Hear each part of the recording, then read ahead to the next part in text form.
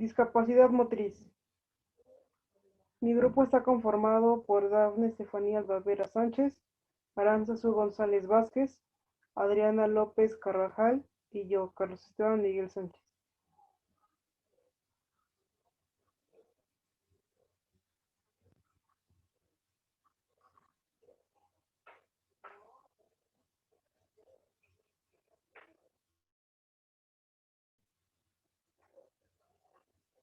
Función del sistema nervioso.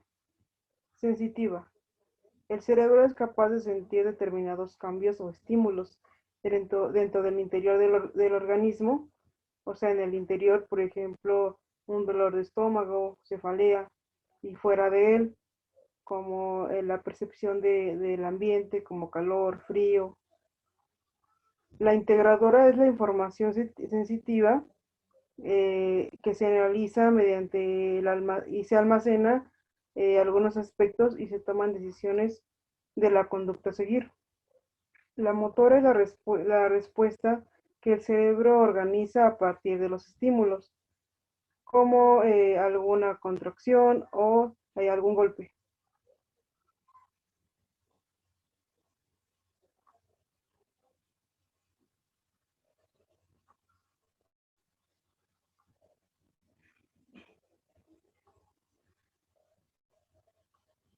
Concepto de discapacidad motriz.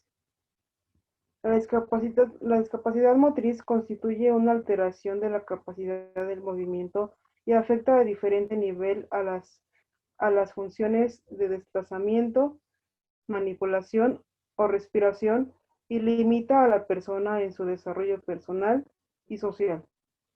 Esta ocurre cuando hay alteración en músculos, huesos o articulaciones, o bien cuando hay daño cerebral que afecta el área motriz y que impide el movimiento de la persona de forma adecuada para realizar movimientos finos con precisión.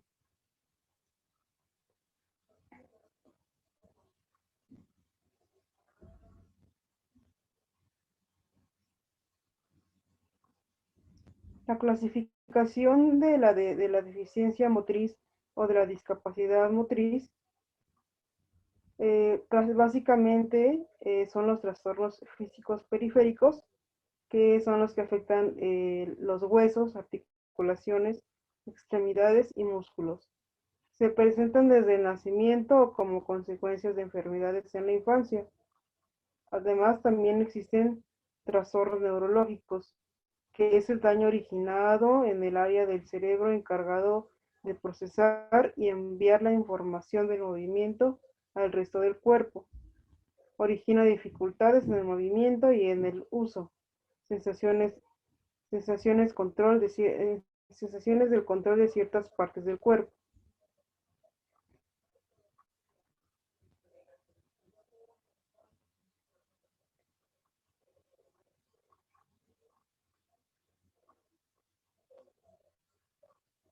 La teología de la discapacidad motriz se debe a trastornos físicos periféricos, como accidentes o lesiones en la espalda que dañan la médula espinal e interrumpen la comunicación de las extremidades hacia el cerebro y viceversa. Además, también existen trastornos neurológicos como la parálisis cerebral, traumatismos craneoencefálicos o tumores cerebrales.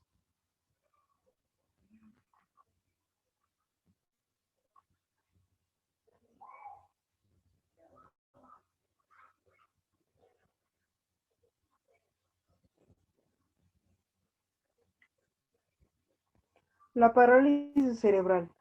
Estadísticamente es el trastorno más común en niños de edad escolar. Constituye una anormalidad de la función motora debido a un defecto, lesión o enfermedad no evolutiva del sistema nervioso central, contenido en la cavidad craneana. Ocurre durante el desarrollo neurológico temprano y con frecuencia se asocia a diversos trastornos de la esfera neuropsíquica,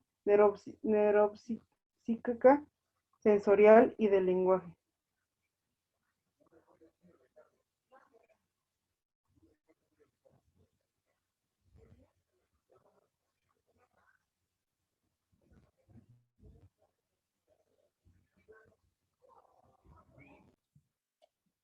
Origen de una discapacidad motriz. Las causas del daño cerebral que interfiere con la motricidad se clasifican de acuerdo a la etapa en que se presentan. En ellas están las prenatales o antes del nacimiento. Estas incluyen malformaciones con las que nacen los bebés por convulsiones maternas.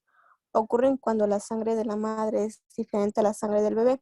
También por la exposición de la radiación o sustancias tóxicas, restricción del crecimiento en etapa de la formación del bebé, infecciones o presión alta durante el embarazo o embarazo múltiple, gemelos, triates, etc. Perinatales o durante el nacimiento. Estos son de nacimiento prematuro, antes de las 32 semanas de embarazo, falta de oxígeno, asfixia, hipoxia neonatal, mala posición del bebé, infecciones en el sistema nervioso central o hemorragia cerebral. Postnatales. Se debe principalmente a golpes en la cabeza, convulsiones, toxinas e infecciones virales o bacterianas que afectan el sistema nervioso central. El diagnóstico de parálisis cerebral excluye otros problemas de movimiento que involucran anormalidades de huesos y músculos de los nervios periféricos o de la médula espinal.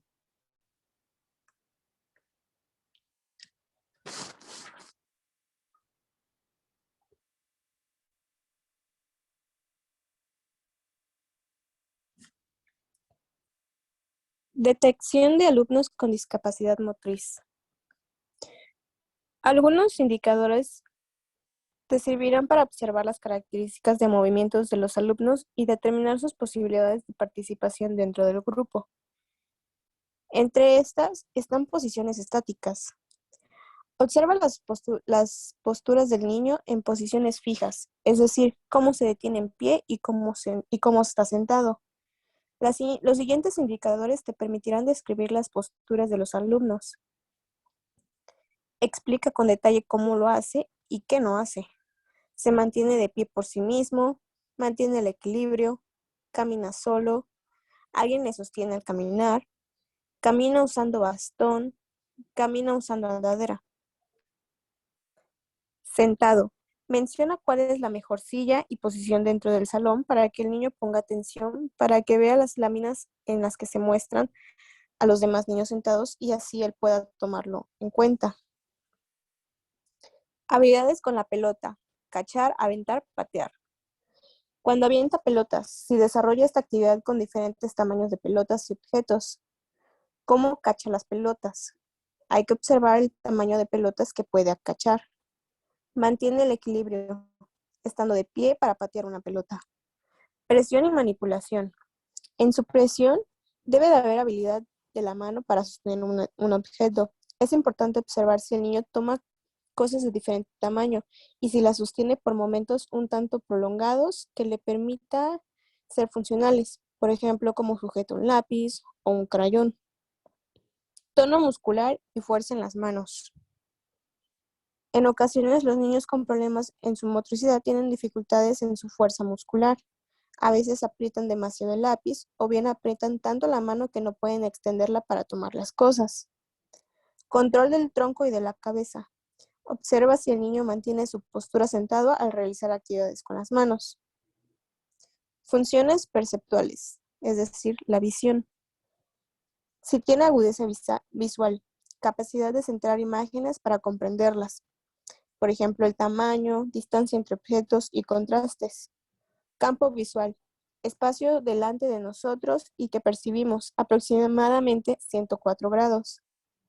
Seguimiento visual, capacidad de seguir un objeto en movimiento. En caso de que los niños con parálisis cerebral, es importante conocer las características de su visión, si no baja o no mueve la cabeza con facilidad para ver su cuaderno, en especial con el propósito de presentarles imágenes, materiales y cuadernos en la zona con su visión adecuada.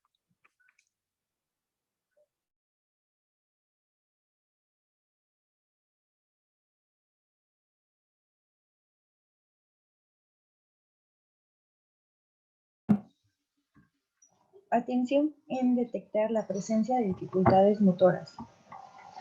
Debemos tener en cuenta el desarrollo motor que presente el niño o la niña, para determinar si existe algún grado de rezago en este aspecto o de compromiso motor. Se deben de observar también lo que son las condiciones motoras del párvulo, cómo se mueve, anda, salta, manipula, si se cae con frecuencia, entre otras, así como su aspecto físico, si presenta malformaciones, ausencia de algún segmento del cuerpo, movimientos extraños, ausencia de marcha, dificultad en el control de cabeza, tronco y extremidades.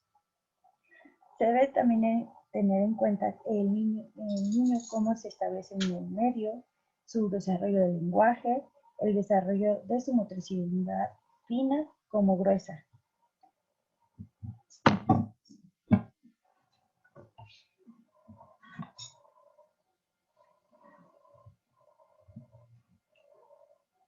Algunas estrategias específicas para tener en cuenta de los alumnos con discapacidad motriz es el tiempo. Se debe de fijar el tiempo que la persona se llega a tardar. Debemos de tener paciencia, porque puede que el tiempo que realice una actividad sea muy prolongada o se encuentre de una manera muy concreta. También las actividades e indicaciones. Hay que ser claros en las actividades y cómo es que nosotros como encargados tenemos que intervenir. Si es que las indicaciones no son claras o si debemos de cambiar este tipo de manera de emplearlo. Debemos de tener en cuenta los apoyos motrices. Muchas veces tenemos que tener, de observar cómo es que los alumnos pueden llegar, si se encuentran limitados en algunos movimientos y nosotros poder ayudarlos para que ellos puedan realizar lo que es ciertas actividades y movimientos. Debemos tener en cuenta lo que es la comunicación, hablar con la persona, acercarnos y no limitarnos en este aspecto. Muchas veces se encuentran como una barrera para no poder ir más allá con la persona con discapacidad. Debemos de tener en cuenta las tareas, que a pesar de todo tenemos que emplear tareas para que ellos en casa puedan poder realizarlas y ejecutar estas actividades.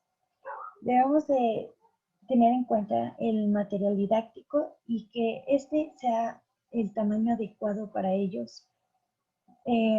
No podré dar dimensiones grandes si es que el alumno es pequeño. Necesitamos ver que todo sea acorde a lo que es nuestro alumno. También tenemos que ser muy observadores. ¿Cómo es que ellos lo hacen? Si se les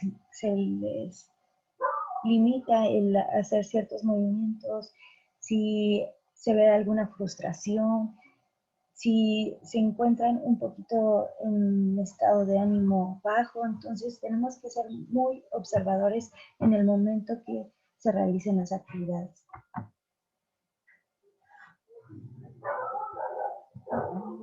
También tener en cuenta mejorar la postura y movimiento.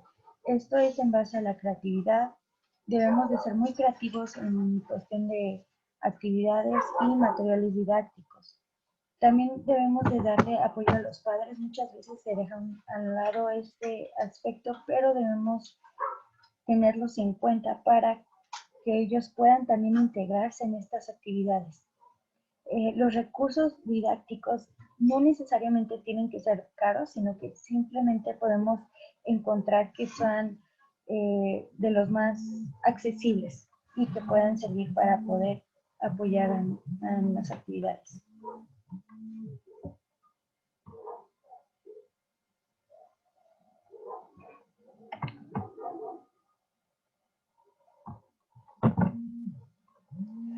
Mejorar la comunicación, como ya había comentado anteriormente, esto va a ayudar a que haya una mejor expresión, que no se mantengan limitados, sino que ellos puedan expresarse libremente y puedan acercarse. necesitamos tener una situación de tablero de comunicación, puesto que hará que crezca el lenguaje oral de nuestros pacientes.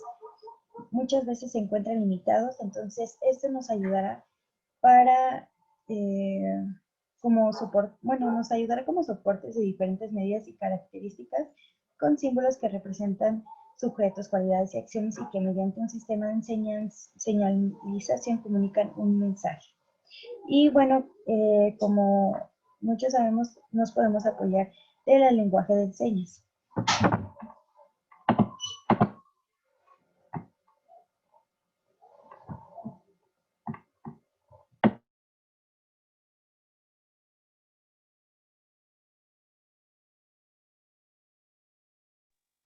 Las estrategias para la inclusión educativa,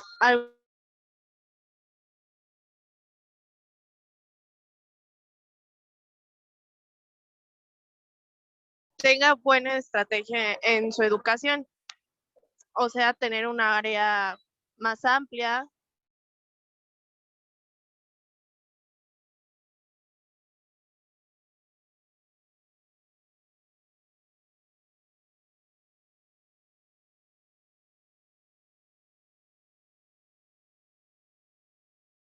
Quiere decir que por su discapacidad motriz no se le evaluará normalmente como a los demás alumnos.